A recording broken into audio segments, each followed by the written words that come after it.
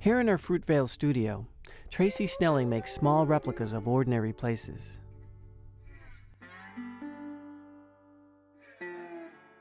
Her subjects are part of a vanishing American landscape. They are worn out, neglected, and instantly familiar. The type of buildings that are found on the outskirts of town. I'm attracted to old buildings and buildings that have paint peeling on them, mini marts, old churches, motels, gas stations. I think that the places that are older and have history, there's a lot of stories in them. For Tracey, it's not just the history found in these places. She's drawn to the moods they evoke. A lot of times I think that landscape influences me more than anything, more than even buildings, like, early evening in the summer, warm, a breeze, you can smell grass or hay. This is an idea I have to make a motel sculpture that has a road and in the background has a sky. Tracey Snelling was born in Oakland, but has lived in a number of small California towns. So this is a house, maybe out on the edge of town. There's the washer and dryer outside. Probably they don't have a lot of money. There's a TV inside and the chair that they sit on outside. And it's just any place.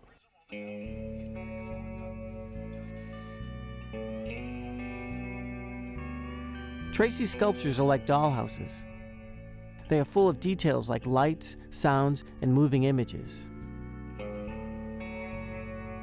Tracey Snelling places are places that have a sense of nostalgia. They're distinctively American.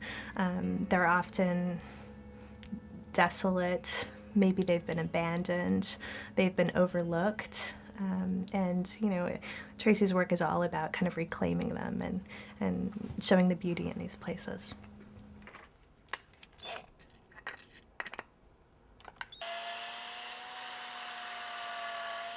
I'm fixing an ice sign that I made.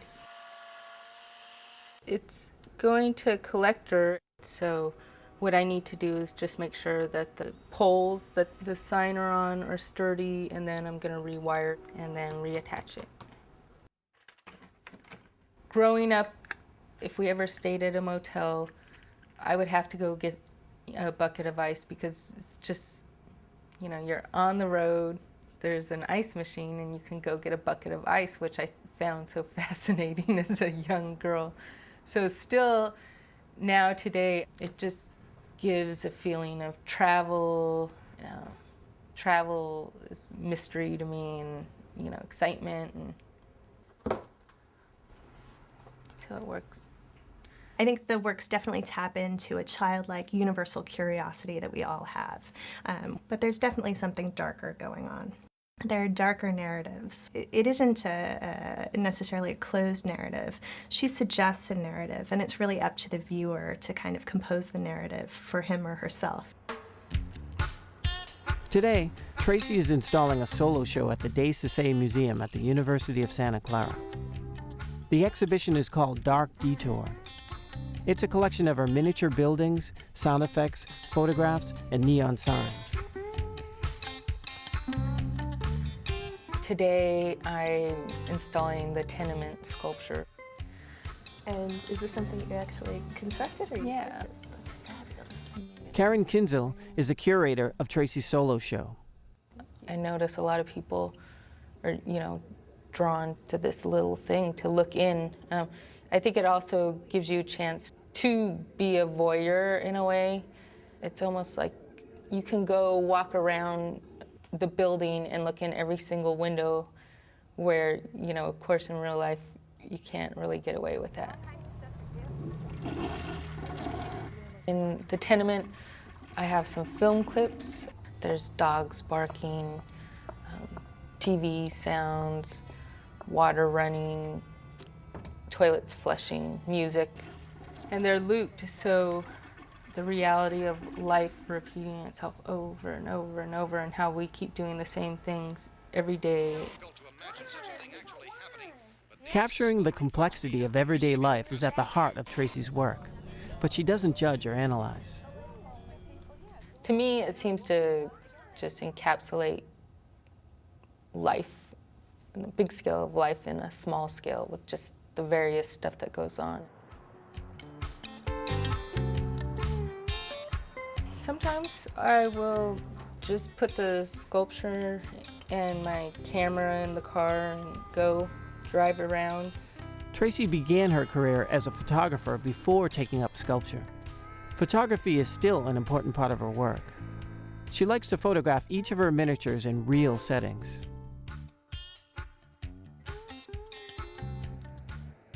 This evening, she's taken the ice sign to a bait and tackle shop in Alameda.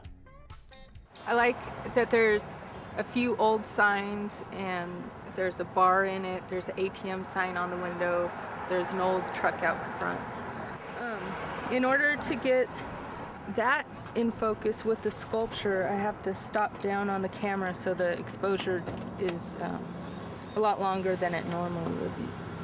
So the challenge here is to beat the cars to get the time that I need, which right now is about 4 seconds.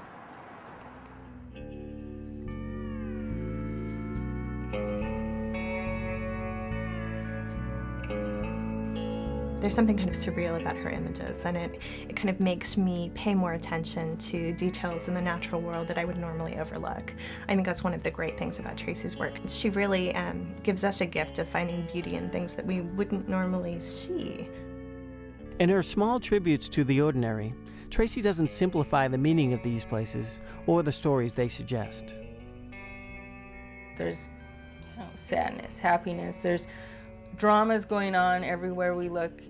Yeah, I think for me it's that life's just complicated, and it's not a black and white place.